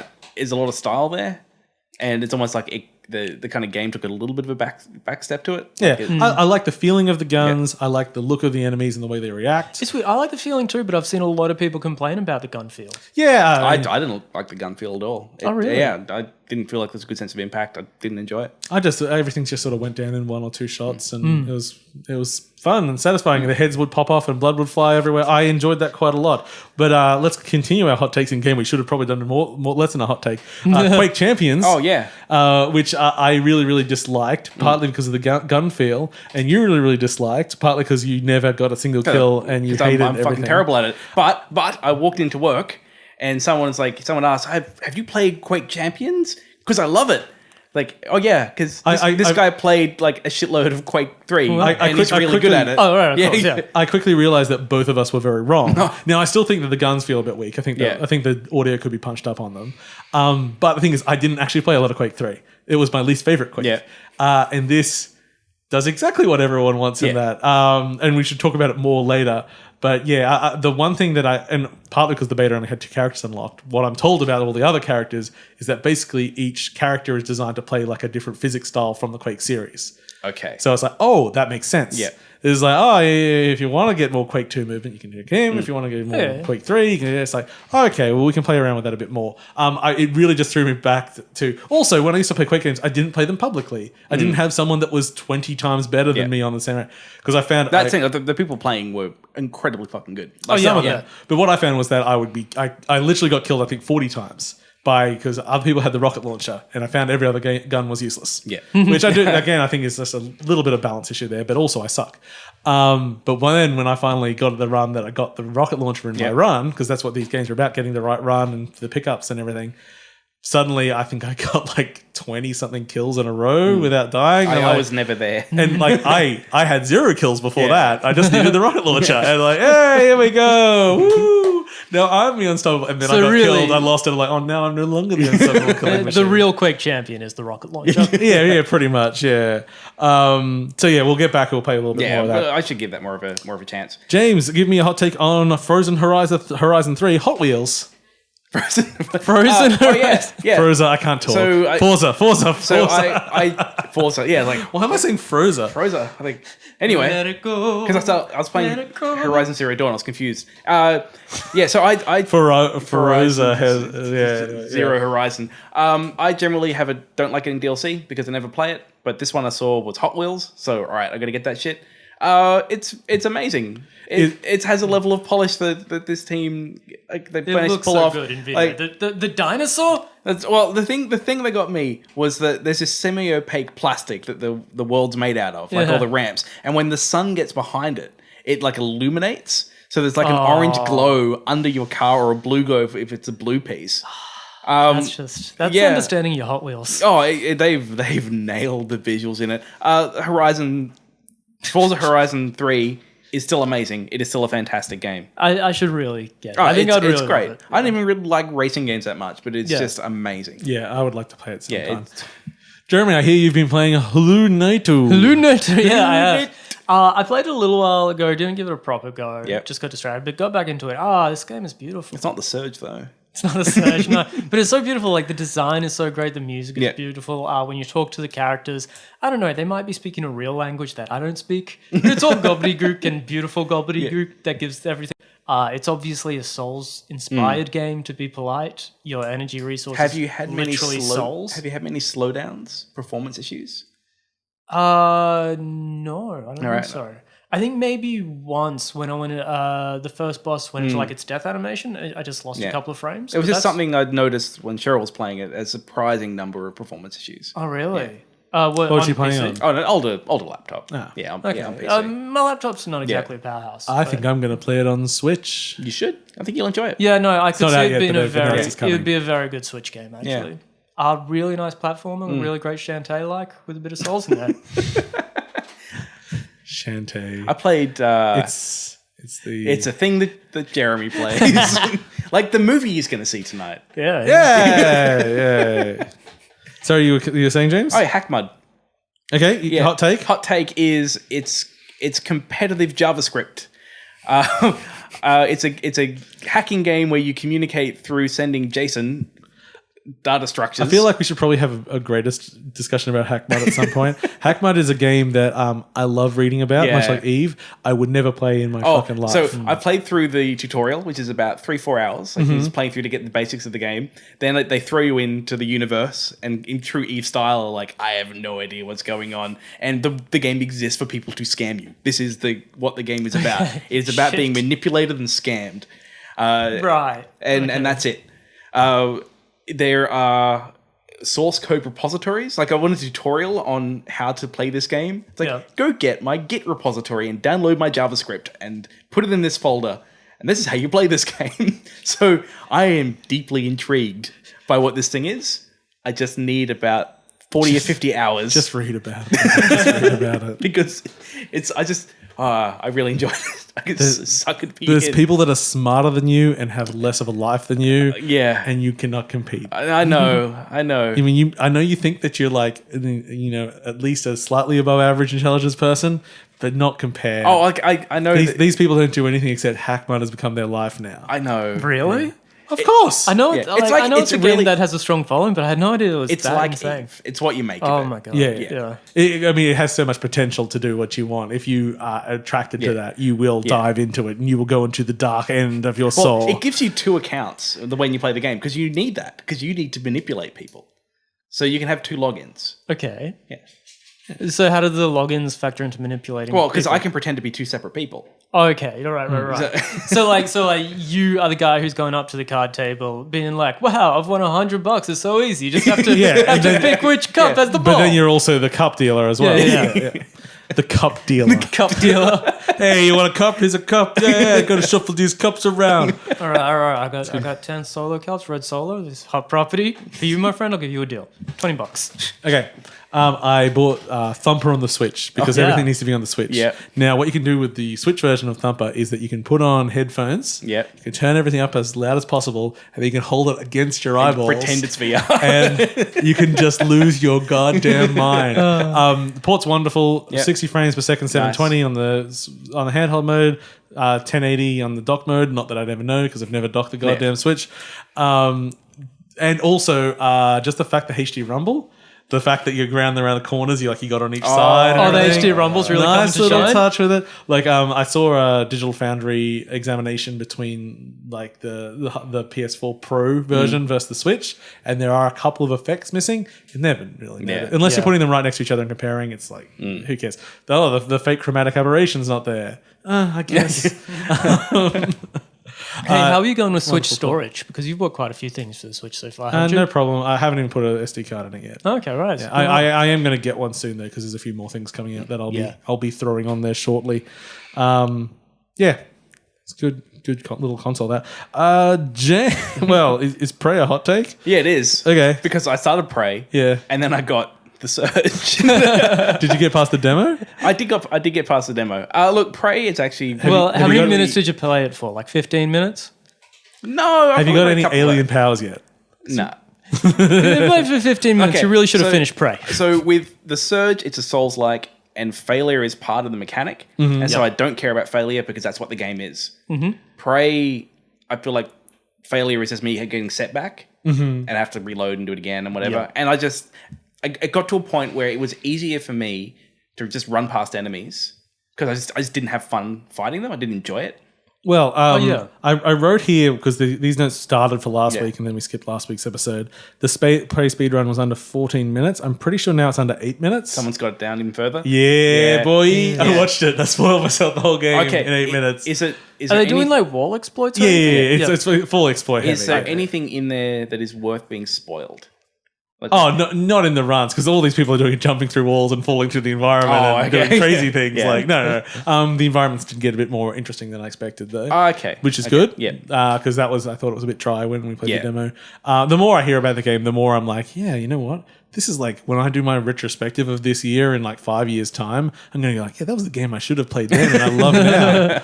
Because I think Bethesda really, really fucked up with their review policy this time. Because the people that no one could review it, the people that wanted the reviews out first binged through it as fast as possible, which is not the way to play this game from anyone's account.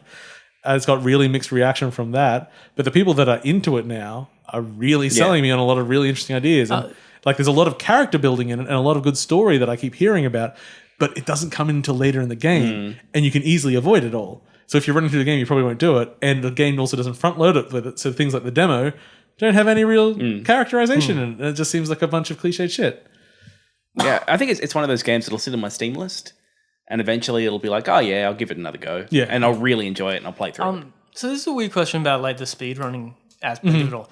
Did people are people aware before a game's released that like, oh, this is going to be one that we can speedrun? No. Or is it just like it releases and someone finds a wall glitch? They'll and then, speedrun anything. Well, I mean, speedruns aren't all glitches. In fact, there's separation between glitch-based I know speedruns that. and non-rate. I mean, they'll speedrun any game. It's just that I'm just surprised that there seems to be such a live culture around speedrunning Prey. Oh already. yeah, well, all games get it. So basically, any game that's prolific. Well, I mean, even games that aren't prolific, but a prolific game comes out, people will want to first finish. They want to get that time down. So the first couple of days, you'll get everyone pushing it down to whatever the closest is, and then you'll start getting the stagnation of it, or people will really get into it as a cultural thing. So I don't think Prey is going to be like a cultural speed run. I think at the moment it's like you're going to get you're going to get like a sub 5 minute run, and you're going to go like, holy shit! But it'll probably be like a staple on like awesome games done quick. My guess is why Prey is at least kind of a bit kind of more visual than the other one is that it's a speed run that can be done so fast. Yeah. Like just the nature of it being so big and open. It's Yeah, very accessible to watch an 8 minute speed run. It's like Compared to like an hour speedrun, which is still impressive for like a full it's just not JRPG. But because it's not just the glitches, it's still like using interesting ways of doing the exploits. And actually one of the things that I thought was interesting when we've spoken previously about how there's sort of that fake out at the beginning, you can like all that's like faked for like it's faked for real in the game. Like they're literally taking you through these spaces that are pretending to be a different space. So if you can glitch out of the wall, you can just continue on with the game, which is like, oh, that's actually far more impressive than I thought it was. I don't think Prey is going to be like a big staple thing or anything. Okay. You get weird. I watched a documentary on on people trying to break through the wall in the temple in Old Hyrule to fight Ganon early in Wind Waker. And it's been like a 10-year battle for someone. Like they had a reward out for working out how to glitch through this wall. Oh yeah, and it was like a really complex thing. And as each person like finds the next step, like the community explodes. It was very interesting. But that's the thing, they get obsessed and things like that. I don't think Prey's going to have that culture. Oh, fair enough. Also, because they're also so short.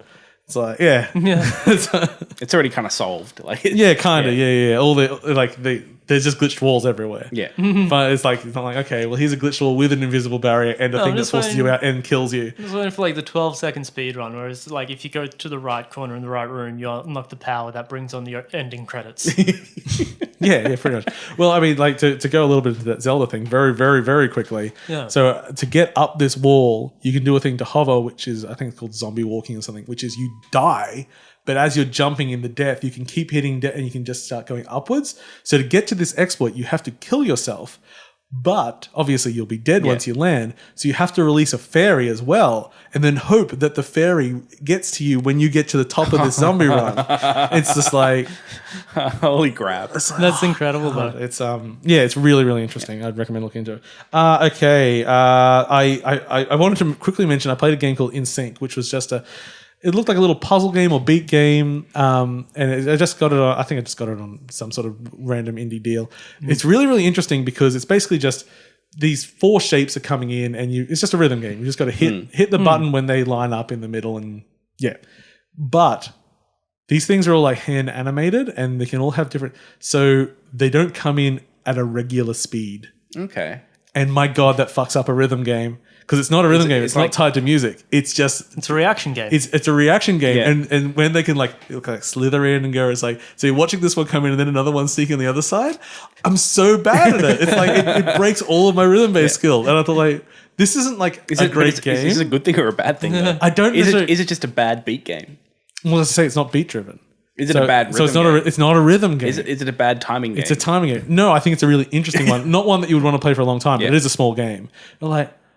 Oh, when you just take a mechanic that I expect and then you break it, it's not wrong, but it breaks all my skills. I can't do this. I got a bit better as it went along, which was interesting. So I thought that was a fun little thing. inSynch, that was. I mean, I think it bought for $1. It's fine. When I checked, it had 4 reviews on the Steam page. Did it? I should put a 5th because they probably don't have a positive or negative score yet. I got a hot take. Oh, yeah? Minecraft Switch Edition. Oh, yes? Oh, yeah. How is it? It's Minecraft Switch Edition. It also only runs at 720p when it's on the docked mode. I haven't even put it in dock yet. Of course, because why would you? And that's a weird thing because of the way the engine's built and everything, they can't switch resolution without crashing the game. Oh, really? So they just didn't. And they're like, oh, well, are you going to fix it? Like, maybe. The engine's not made to change resolution. I don't know. It's Minecraft in the handheld that is good to play. If I had lots of friends that wanted to play Minecraft on the Switch, I would. But I think if I was going to play Minecraft again, I'd just play it on the PC. computer. Yeah. And then let us my wife played through Puyo Puyo Tetris. She loves it. I saw her playing on the way in. Yeah. She loves it. It's a good game. Is it actually worth the $70? No, but I did not pay $70 for it. I paid $30 US. Ah, that sounds like a more reasonable value. Yes, because even though that's still like not super cheap, I think especially with the amount of hours my wife's put into it, that's fine. But remember, the Switch is region free, including the digital store. You can just make an account for another country. If they do some bullshit pricing in your country, just go to another country and buy it. Yeah. Which is the way it should be. Well, the way it should be is not the bullshit pricing. Yeah, but, I didn't give that enough credit when it first came out. I was just like, oh yeah, that's nice. But like, this really feels like the most Australian-friendly console we've ever had. PS4 is the same. Oh really? Yeah, you just make an American account. You just have to go and buy credit. Yeah, you can't put your credit card in. Just use PlayAsia or something. Yeah, it's easy. They send you the key. Costs you like an extra, 5-10% or something, whatever their markup is. Oh, nice. Weirdly, the PlayAsia stuff hasn't really had much of a markup really? at all. So, that's actually a really good deal. How do they make money? Maybe they pay less for the cards than their monetary value. I'm not sure. Just a real quick one. I mentioned. So Nier on the PC has a few problems, especially with AMD. So there's been fan patches, and one of my favorite things was that the guy releasing one of these main patches also made a little check in it that if you pirated the game, I just would fuck it up. and people got real angry at him, which I don't know, I'm on his side. I think that's fine. No, a bit of vigilante justice. But the funniest thing is he also banned some people in the code. Like if it detected their username, it would just not work because there were people that have just been dicks to him on forums. So he banned them in the Oh, that's amazing. And, people were like, that's against the spirit of the mod community. I was like, is it? I don't do whatever he wants. Yeah, I'm pretty sure this is just a free-for-all. Yeah. He's just doing work and you're taking it. He can do whatever he wants. Because people could complain that apparently like it would delete files from the from the pirated version. I'm like, what's your leg to stand on here, really? That was pretty fun. And other than that, I think I've got ticks next to pretty much everything on my list. Good job, Dan.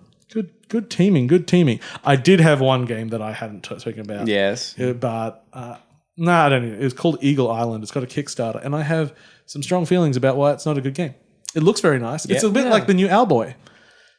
Yeah, it's a boy with an owl, so it's just Really it's a boy with an eagle. It's Eagle Island. No, it's an owl. His pet is an owl. What? Oh, okay. They didn't. Well, they fucked up. This theming is all over the place. One job with that title. No, it must be randomized because I started the game twice and the levels were different. It's a platformer and you throw your eagle or your owl at people, as I've now found out, just amazingly. That mechanic's all right because if you hold down your throw button, you'll stop even in midair and you can aim it and throw it, and that works really well. The idea is you get resources by getting combos. So really, in some areas, is the job to get into like the middle of a bunch of enemies, so you can kill them quickly because the higher the combo, the better resources you get. Except those resources weren't used for anything. You had an ability to switch between a bunch of different owls. Thank you. They had like elemental powers, but nowhere in the demo were any of those powers ever required. So I never saw an example of why you would ever use one. The levels were like, it's random, but it also just meant you'd just walk down a tangent and just be a dead end. There was nothing there. Well, why did I walk here? So the randomization wasn't interesting. They didn't show off the mechanics in any interesting way. And while it looked pretty, I think they would have been better off not releasing the demo because... Maybe doing a gameplay video or something. Yeah, because they didn't show the potential. Yeah. They showed that they can make a solid basic platformer, but a solid basic platformer, I have literally 1,000 of them. Yeah. You need to show this, do a one-room combat thing that shows this elemental switching thing. That would be more interesting, but they didn't exploit that at all. Actually, speaking of 1,000 games, I finally crossed the 2,000 mark on my Steam list the other day. Oh, well done. I didn't realize I hadn't done it yet. And does that mean you're done with Steam? Well, no, because I'm now like at 2,040 or something. And I'm like, now that number's not balanced. But what I liked was someone asked how many games I was like, I've got over 2,000. I'm like, wait, I don't. I bet I've got. I was like 70 under. I'm like, I bet I've got. And then I bet I've got 70 keys around. Yeah. And I have. I put 100 keys into Steam. Yeah, and then you went and got the cards. I did. I went card mining afterwards. I know because I was at work. And about every 5 minutes. But here's the thing about... Pop up, pause, please. Here's the thing about the 100 games I added. Yeah. I was selective. Oh, Jesus. I was like, no, that's not good enough for my list. Off you go. That's what happens when you're addicted to bundles. Yeah. What do you go to bundles? Indie Gala, Bundle Star, obviously Humble. Yeah.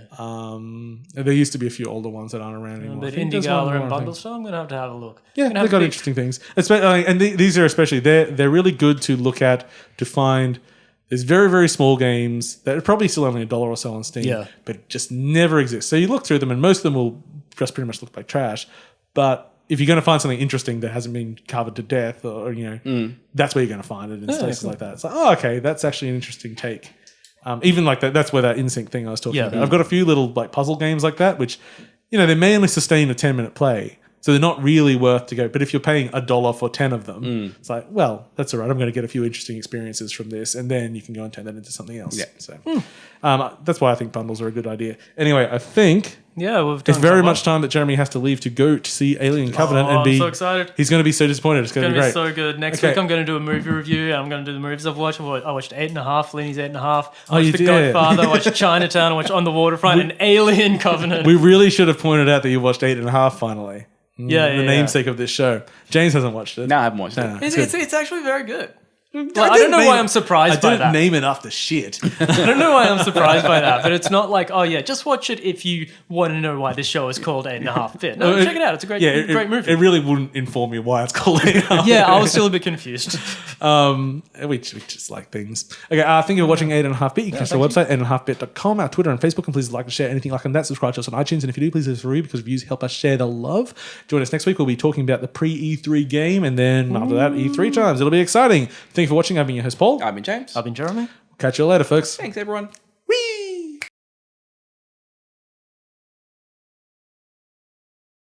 That's why I picked it up. Well, this thing I'll have to think about. See, now we don't need to review it because we've discussed it pre-show.